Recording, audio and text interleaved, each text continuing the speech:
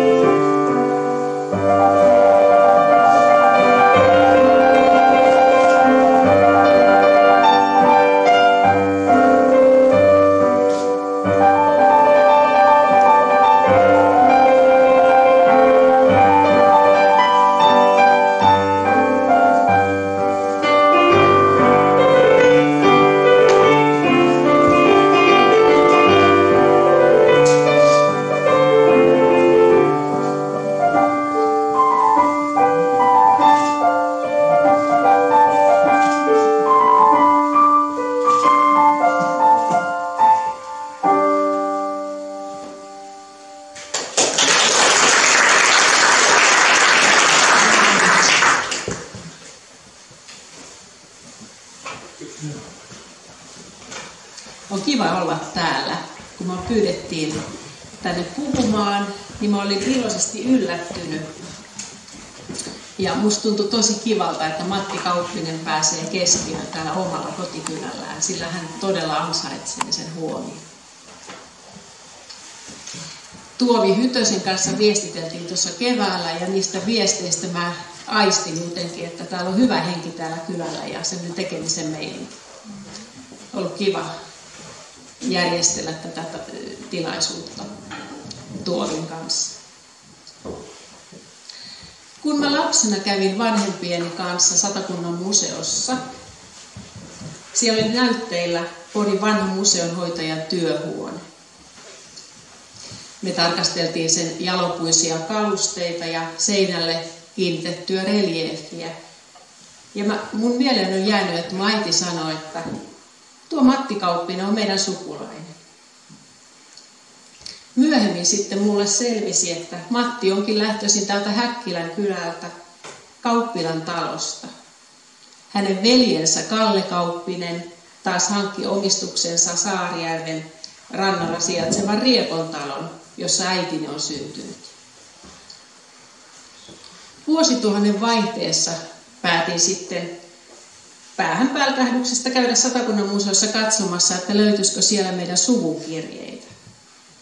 No niitä ei juurikaan ollut, mutta sen sijaan mä löysin uskomattoman upean kokoelman Matin esitelmiä, kirjeitä ja päiväkirjoja. Tutkin niitä monta vuotta ja kirjoitin täälläkin sitten myynnissä olevan Porin Matti-kirjan. Se ilmestyi Messonin kustantamana vuonna 2007. Kuka oli tämän juhlan päähenkilö Matti Kauppinen?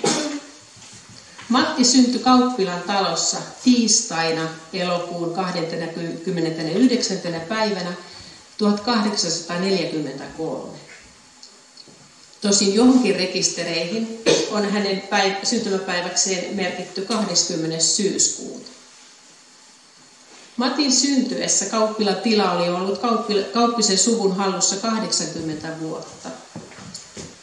Tila kuului Pyhäjärven kantatiloihin. Kauppilassa elettiin tuohon aikaan perinteistä maalaiselämää. Työtä oli paljon eikä koneita siihen aikaan vielä ollut. Aivan pienenä Matti ehti hetken aikaa kokea vanhan savutuvan tunnelman, jota hän on kuvannut kirjoittamissaan lapsuusmuistelmissa. Hänelle savutupa oli turvallinen pesä, jonka katto verhoutui salaperäiseen savuun, kun sisäänlämpiävää uunia lämmitettiin ja pärevalkeaa poltettiin. Matin muistiinpanojen mukaan tuo mielenkiintoinen savupirtti-elämä päättyy tulipaloon. Sen jälkeen kauppilaan rakennettiin ajanmukainen talo ja siinä oli suuri takka ja kaakeliuunit. Matin vanhemmilla, Tiina-äidillä ja Juho-isällä oli 8 lasta, joista 1 oli kuollut pienenä. Matti kuului lapsista vanhimpiin. Oman perheen lisäksi Kauppilassa asui myös joukko palveluisia. Matti Kauppinen on kirjoittanut useita kertomuksia lapsuudestaan. Erääseen niistä hän on taltioinut lumoavan iltahetken kesäisen Pyhäjärven rannalta. Ja nyt mä pyydän, että Pertti Hokkanen toimii Matin äänenä ja lukee sen meille.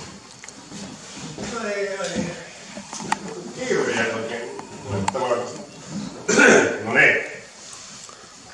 Kesä oli tullut ja entiset tutut muuttolinnut olivat palanneet. Mailta, vesiltä ja ilmasta raikui tutut sävelet.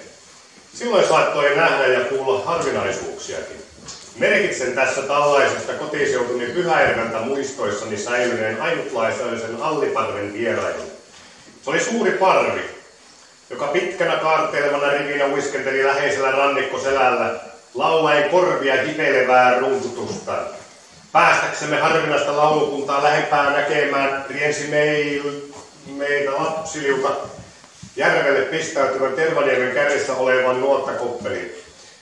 Siellä olikin lintuparven liikkeet ja vieno laulukin huomattavan lähellä tajuttavana. Ilta oli ihana ja leppoinen. Siinä istuessamme alkoi korvimme kantautua noin 2 kilometrin päästä järven selän takaa lintujen äänen yli sointuva sävel. Se oli suomalaisen kanteleen sävel.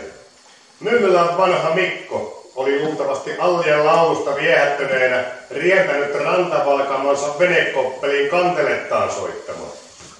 Tietysti harvinainen kanteleen sävel kiihotti myös Allien laulua, ja ihmeellisen sointuisasti nämä äänet sulautuivatkin toisiinsa. Oli myös erityinen sattuma, että samalla kertaa alkoi etäämältä järven selältä, jossa tukkilauttaa järven yli hinaattiin, kuulua raikas Tyynellä iltana se saattoi veden kantavana kuulua järven yli. Senkin etäiset sävelet yhtyivät sopousuintuisen harmoniseeraavasti puheena olleiden Allia ja Kanteleen sävelten luomaan sointuun. Lähtemättömäksi on tämä idyllinen lapsuuteni kesäilta jäänyt mieleen.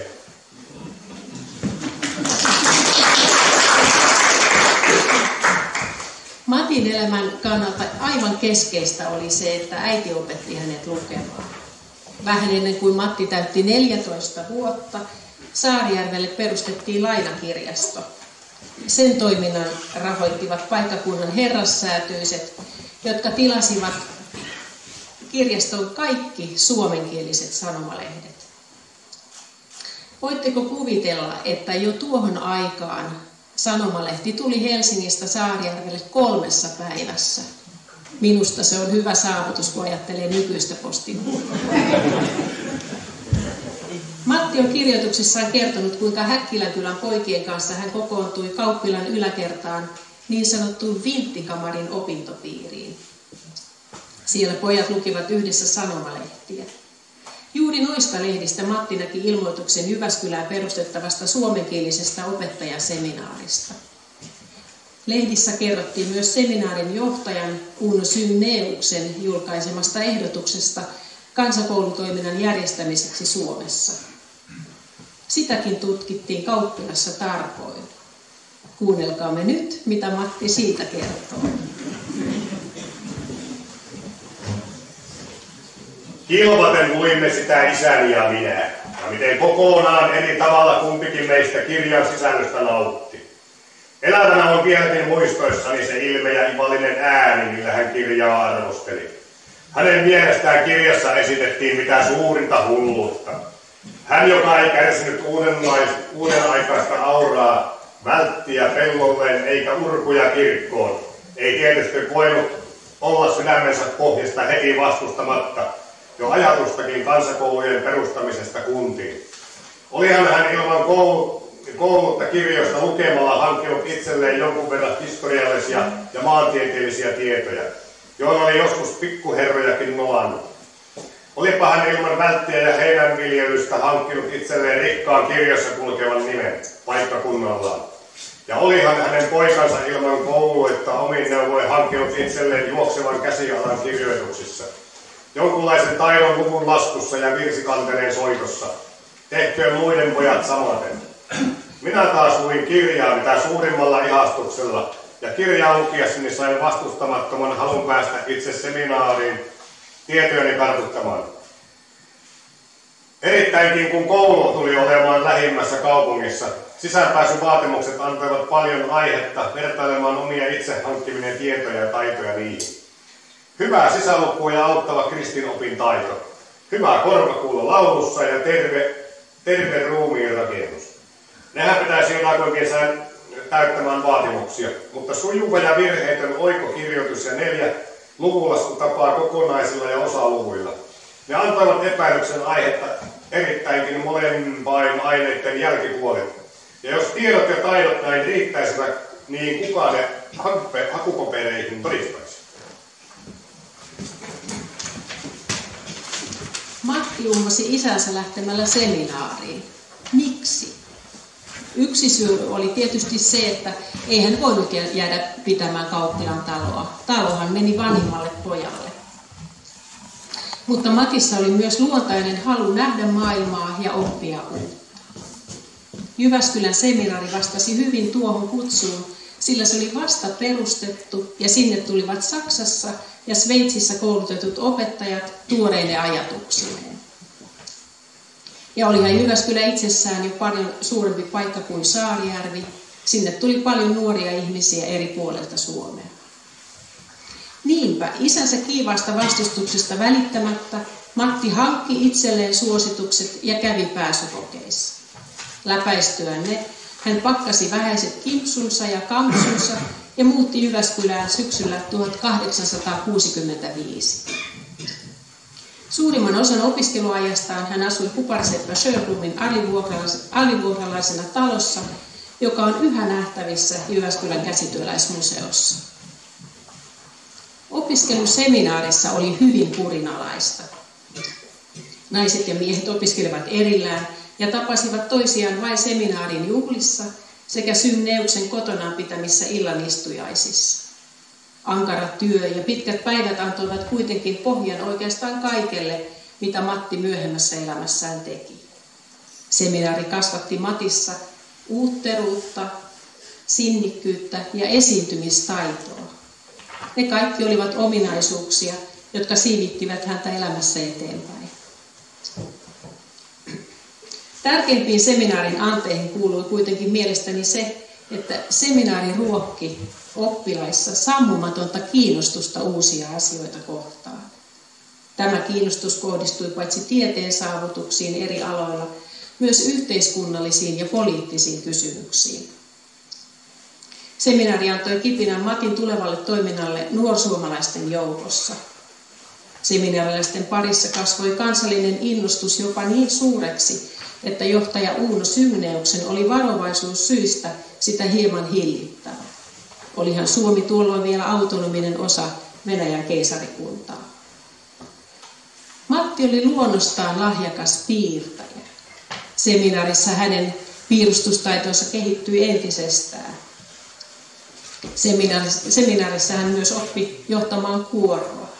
Siitäkin taidosta hänellä oli hyötyä Porissa, paitsi koulutyössä, myös vapaa-aikana. Historian ja etenkin oman kansan vaiheiden tuntemusta pidettiin seminaarissa kansanopetuksen kulmakivenä. 20 vuotta aikaisemmin Euroopassa oli koettu niin sanottu hullu vuosi, jolloin Ranskassa oli ollut helmikuun vallankumous, ja useissa maissa kapinoita. 1850-luvun puolessa välissä taas itämainen sota oli laajennut Ålannin sotana Suomen rannikolla. Matin opiskeluaikana seminaarissa alettiin kerätä havaintovälinekokoelmaa, johon saatiin lahjoituksena kulttuurihistoriallisia esineitä. Ennen kuin Matti oli päättänyt opintonsa, kokoelmaan oli kartunut muun muassa 4 kivistä muinaisesinettä, morsiuskoristeita sekä 2 marmorikappaletta keisari Augustuksen ja Neron palatseista Roomassa. Eniten kokoelmassa oli kuitenkin vanhoja rahoja. Ehkäpä juuri niitä katsellessaan Matti alkoi haaveilla omasta rahakokoelmasta. Aikaa myöten hän kokosikin sellaisen. Vuonna 1913 Matti lahjoitti 50 vuotta täyttävälle Jyväskylän seminaarille oman rahakokoelmansa. Eikä se kokoelma ollut mikä hyvänsä kokoelma.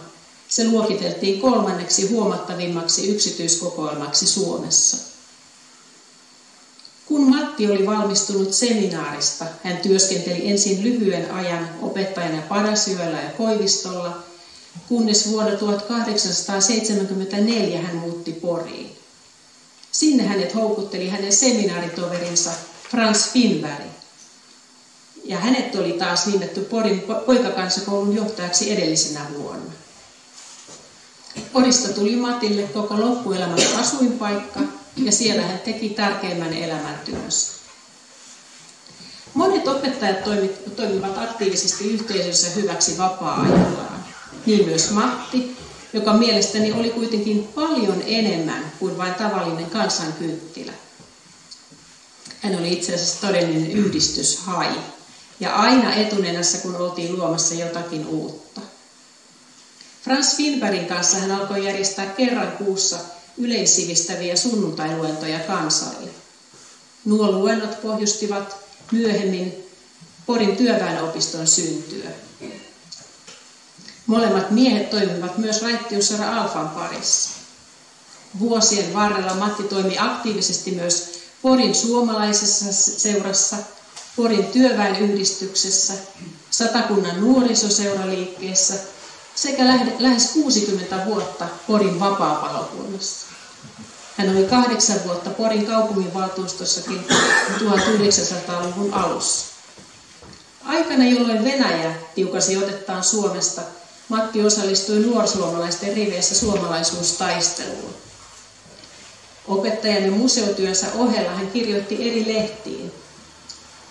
Hän oli perustamassa Poriin 2 sanomalehteä, Satakuntaa ja Lounasta. Niitä kumpaakin hän myös päätoimitti jonkin aikaa.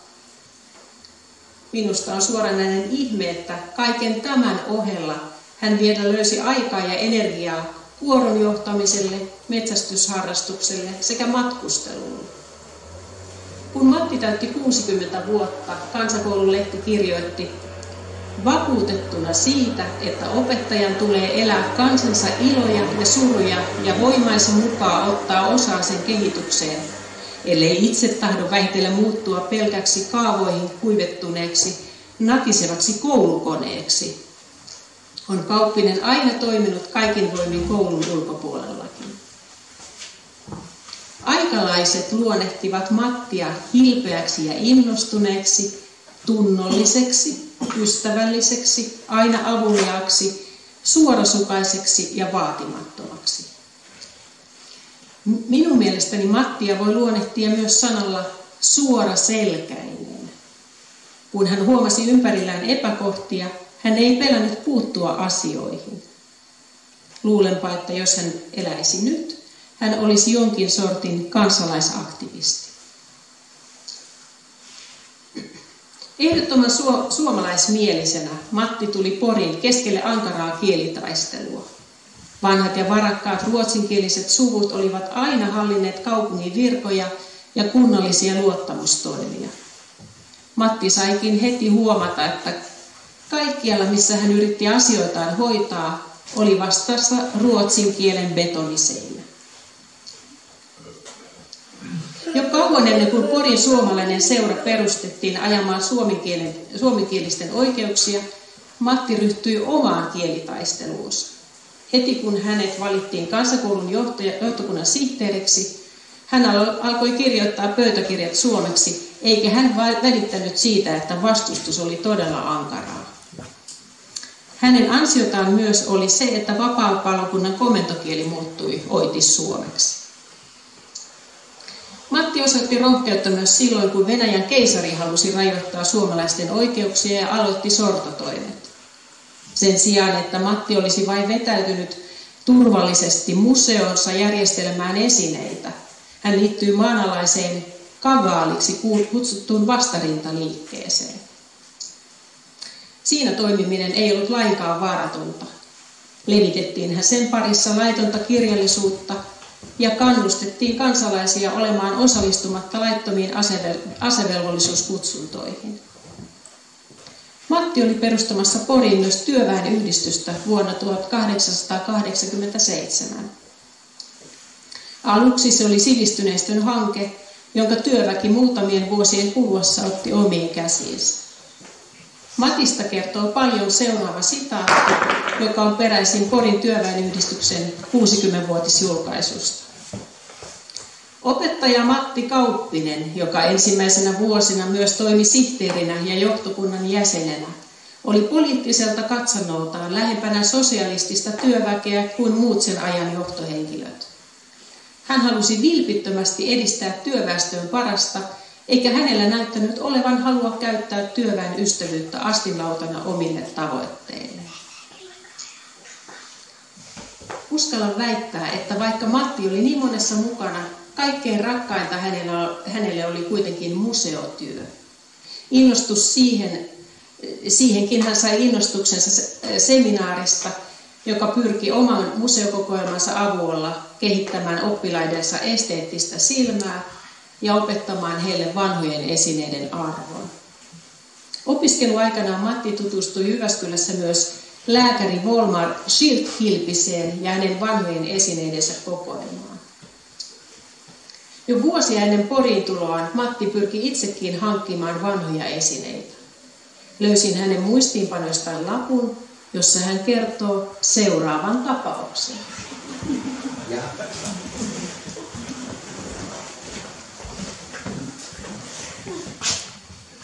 Kävellessäni Viipurin kaupungin katua huomasin erään sivuitseni kulkevan miehen kävelykepin päässä omituisen hopeisen nupin.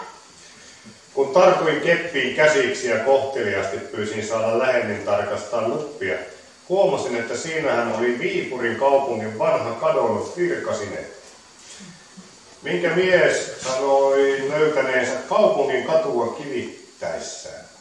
Täytyihän minun päästä sellaisen harvinaisuuden omistajaksi, ja niin nuppi irrotettiin minun.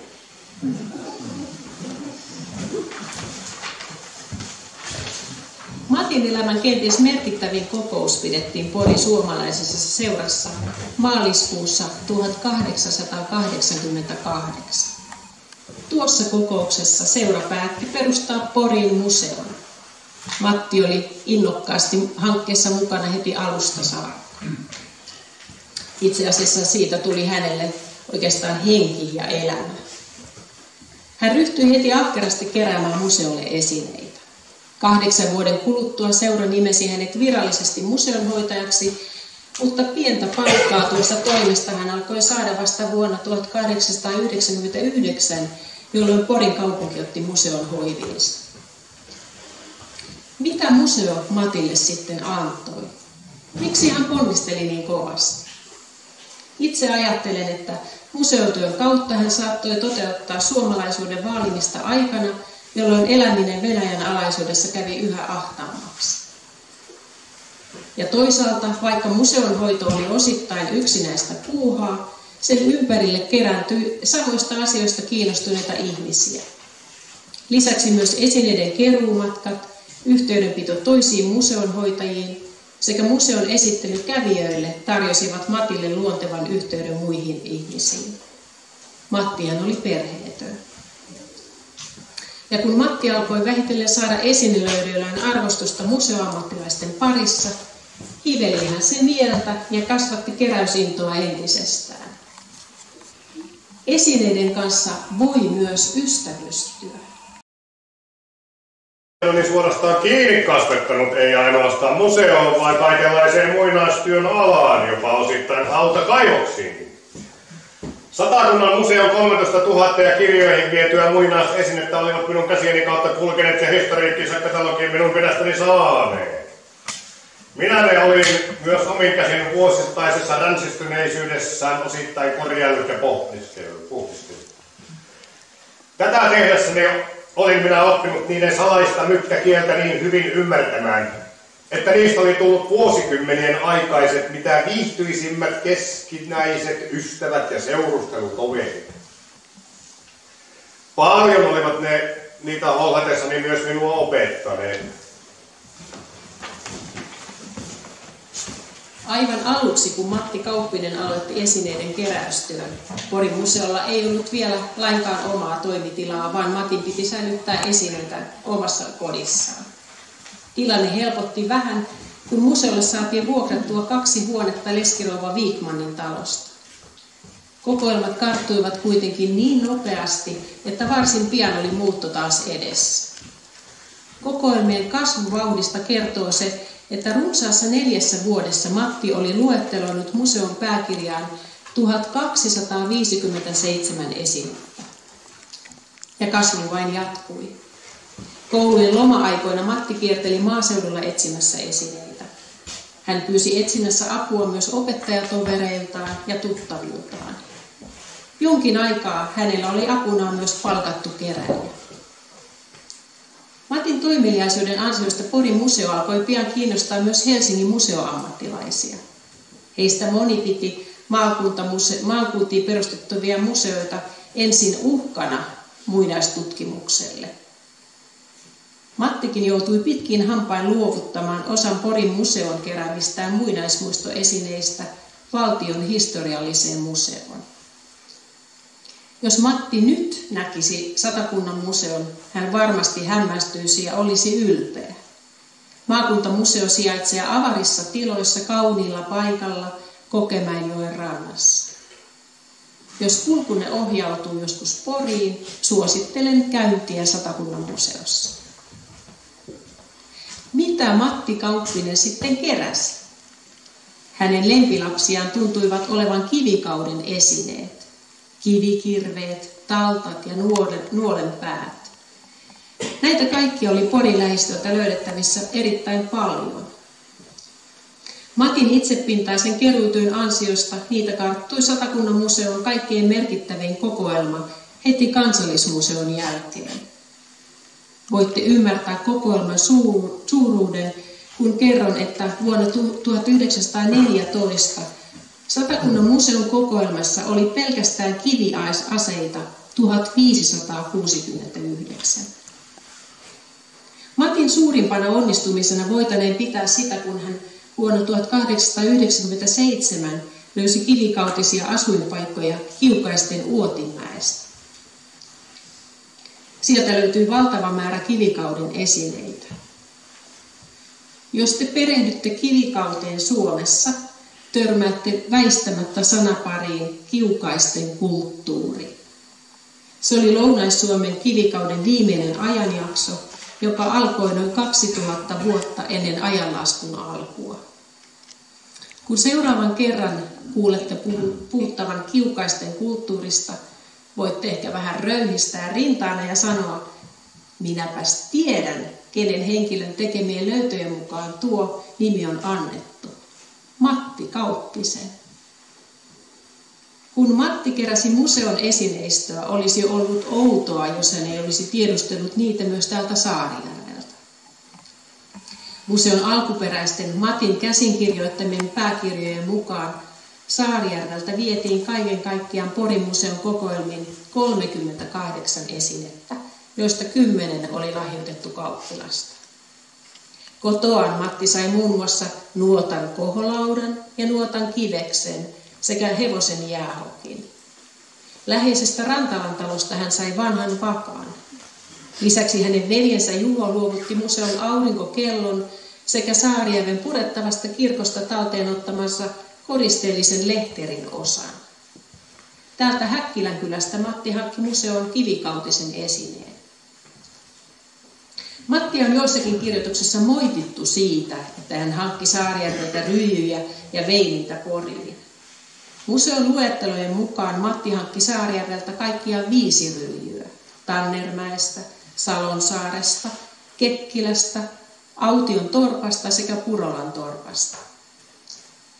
Yhden huonokuntoisen Saarijärven loistoryijyn Matti mainitsi pelastaneensa veneestä, jossa sitä pidettiin nuotanpeittona. Tästä voimme ymmärtää, että ryijyjen vienti museoon, jossa ne puhdistettiin, korjattiin ja asianmukaisesti säilytettiin, saattoikin joskus olla noiden tekstiilien pelastus.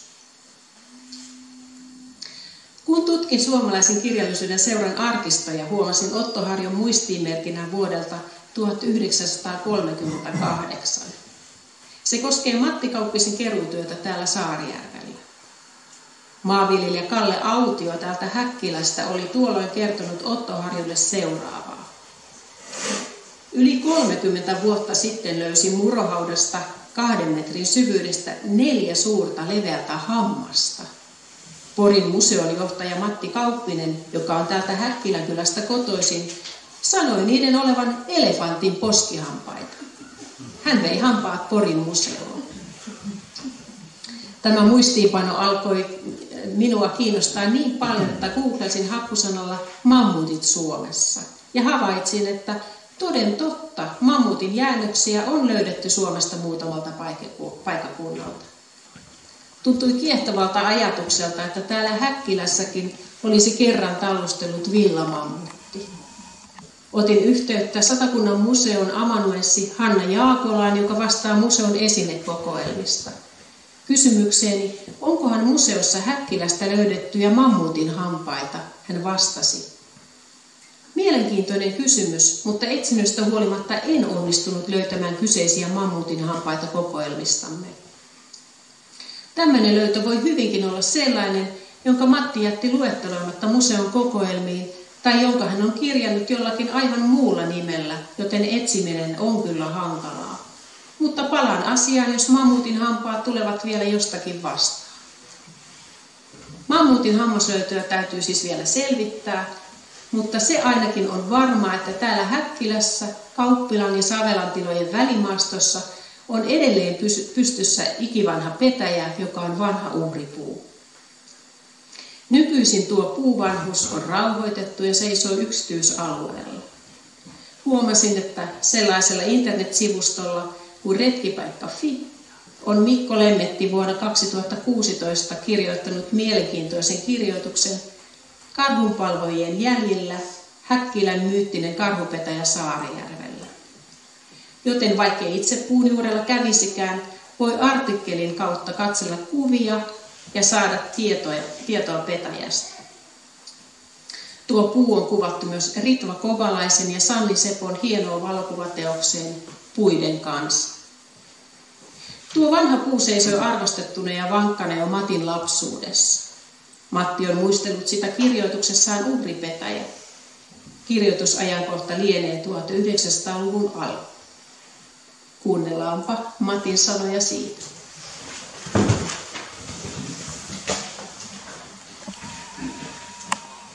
Kuuluuko sinne taakse? Ihan hyvin. Häkkilänkylän taloryhmän karjakujan varrella seisoo juurenavan pönäkkänä ja itsetietoisena kylän vanha uhripetäjä, latvukseltaan lähes yhtä laajana kuin pituuteltaankin ylenneinä, rungoltaan noin miehen sylen ympäröitävänä. Jo lähes 100 vuotta sitten muistutti puu hyvin paljon nykyistä asuaan. Karhun kivikkomäkeen juurtuneena ei se näy pitäneen kiirettä kasvamisellaan. Sen alku lienee samoilta ajoilta kuin kylän alkukin. 4 Harjulla aikoinaan olleesta taloryhmästä on 2 jo lähes 100 vuotta sitten Kauppilaan liittyneenä hävinneet. Uhripuuden muistaneen noihin taloihin kuuluneet 2 ruskeaa sammaltunutta aittahuonetta, joiden seinähiret oli kaadettu rakennuspaikalta. Niiden kantoja oli vielä myöhempinä aikoina hävitettyjen talojen seutuvilla nähtävinä. noiden talojen syntyajasta ja uhripuumme kasvukumppanuusajasta muistuttaa vielä erääseen kylän tien varrella olevaan kiven hakattu vuosiluku 1640. Puheena olevaan uhripetäjään kiipesimme me kylän lapset usein katsomaan ja käsittelemään niitä karhunkalloja, joita isäni oli kaatamistaan karhuista sinne urhikalloina ripustanut. Muutama vuosi sitten veti minua uhripuun luokseen, eikä ainoastaan vihreän lapsuuteni muistona. Halusin näet saada Satakunnan museon jonkun noista kotikylän uhripuussa säilytettävistä karhunkalloista. Otaksuin varmasti sellaisen sieltä saavani. Oli ihan mieheksi kasvaneena puutesen juurella usein tarkannut ja nähnyt vaikeaksi päivittyneitä kalloja siellä lepäävän. En sen vuoksi niiden perääntymisellä pitänyt erityisen kiirettä. Viikalle tilaisuuden tultua päätimme panna harkitun aikeni täytäntöön. Tultoni puun juurelle en kuitenkaan tarkkaamallakaan havainnut sen tuuheessa latkuksessa entisiä valkoisia kalloja. Kiipeäminenkin sen laajaan latkukseen lähempää tarkastelua varten oli minulle mahdotonta, sillä entiset kuivat kiipeämisoksat olivat sen rungosta jo hävinneet. Pyysin siis erästä rivakkaa kylänpoikaa kiipeämään puuhun ja pudottamaan siellä vielä mahdollisesti löytyvät karhunkallot alas. Mutta mieliharmikseni sain pojalta kuulla, että muutama kuukausi tätä ennen olivat poikaviikarit kiivenneet puuhun ja pudottaneet kallot alas. Vehkeilläkseen niillä karhuleikkiä, ja sen tien olivat ne hävinneet löytymättömiin. Ei siis näin ollen ollut muuta tehtävänä kuin kehottaa Savelan talon isäntää, jonka maalla uhripetäjä seisoo. Sitä kylän vanhimpana pallokonta puuna nykyiselle ja vastaavan nousulle polvelle huolellisesti suojelemaan. Koska isäntä oli jo omasta harrastuksestaankin mäntyyn kiintynyt, seisoo toivottavasti Häkkilän kylän uhripuun seudun ainoana tunnettuna lyylityspuuna turvallisesti vielä jonkun vuosisadan paikalla.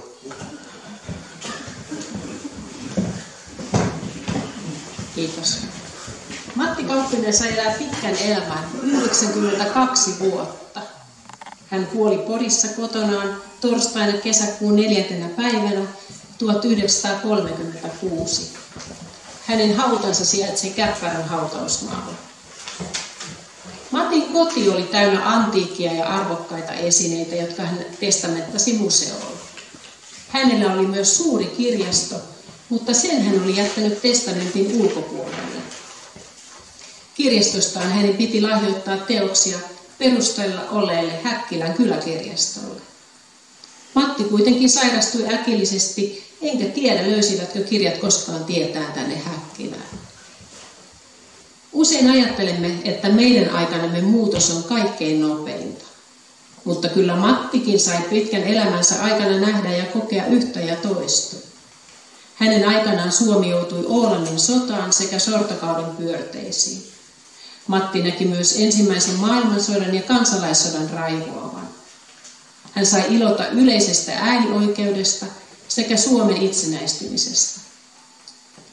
Hänen aikanaan otettiin Suomessa käyttöön monia mullistavia keksintöjä, kuten polkupyörä, juna, auto, lentokone, sähkö, valokuva, elokuva, lennätin, puhelin, fonografi, radio, röntgen ja muovi. Luulenpa, että jos Matti eläisi nyt, hän olisi hyvin kiinnostunut aikamme teknologian harppauksista ja mitä luultavimmin haluaisi myös tutustua tekoälyyn. Mitä me voimme oppia mieheltä, joka koki ja teki elämässään näin paljon? Mikä hänen viestinsä voisi olla meille? Mielestäni se, että omaa kulttuuriperintöä tulee arvostaa ja sen puolesta kannattaa työskennellä.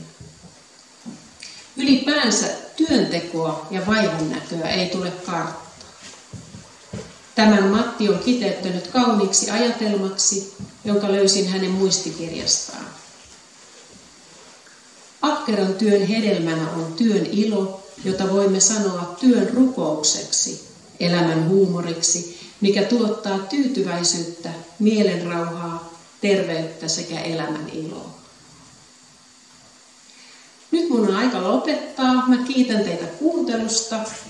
soitan teille vielä tähän lopuksi sävellyksen, joka mielestäni sopii tämmöisen Matti-esitelmän päätteeksi, koska Matinkin elämä oli aikoinaan aika myrskyistä.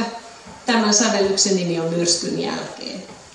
Ja sen soiton jälkeen niin olen laatinut pienen kuvaesityksen, että just täällä jotenkin vaan nähdään se auringonvalon takia, niin voidaan katsoa se sitten.